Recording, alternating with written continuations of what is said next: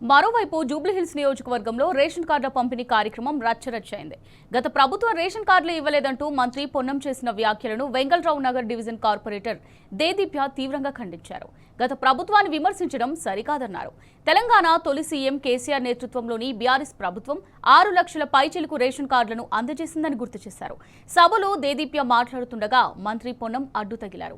Ration కార్డుల పంపిణీ కార్యక్రమాన్ని రాజకీయ సభగా నిర్వహించారని కార్పొరేటర్ దేదీప్య తీవ్రంగా మండిపడ్డారు. నియోజకవర్గానికి సంబంధం లేని వ్యక్తులను సభా వేదికపై కూర్చోబెట్టారని ఫైర్ అయ్యారు. గత ప్రభుత్వాన్ని విమర్శించడం తప్ప కాంగ్రెస్ పార్టీ ప్రజలకు చేసిందేం లేదన్నారు కార్పొరేటర్ దేదీప్య. ప్రభుత్వం ఈ కార్యక్రమంలో మంత్రి పొన్నం ప్రభాకర్ గారు కావచ్చు, అలానే స్థానిక కార్పొరేటర్ సిఎన్ రెడ్డి కావచ్చు, లేకపోతే వివిధ కార్పొరేషన్ చైర్మన్లు సభలో మాట్లాడడం జరిగింది. అది కేవలం అధికారిక సభ, ఒక గవర్నమెంట్ అఫీషియల్ సభలాగా లేదు, కేవలం ఏదో కాంగ్రెస్ పార్టీ సభలాగా వాళ్ళు మాట్లాడడం జరిగింది. ఇది కరెక్ట్ అయిన పద్ధతి కాదు. ఎందుకంటే గత 10 సంవత్సరాలుగా ఏ ఒక్కరికి కూడా బీఆర్ఎస్ ప్రభుత్వము ఒక రేషన్ కార్డు కూడా అందించలేదు అని వాళ్ళు చెప్పినది అసత్యం.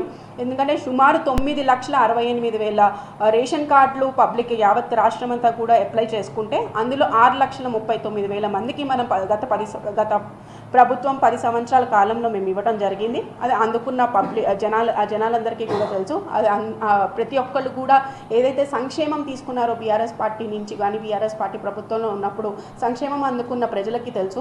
కాబట్టి మీ అందరూ ఇలా అసత్యంగా అధికారుల సమక్షంలో మా బాధ అంతా ఏంటంటే, డిస్ట్రిక్ట్ కలెక్టర్ గారు ఉన్నారు, సివిల్ సప్లైస్ డిపార్ట్మెంట్ వాళ్ళు ఉన్నారు, వాళ్ళ అధికారుల సమక్షంలో వాళ్ళు ఇలా అసత్యాలు చెప్పడం అనేది కరెక్ట్ అయిన పద్ధతి కాదు. ఈరోజు ప్రజలు చాలా ఇబ్బంది పడుతున్నారు కాంగ్రెస్ పాలనలో.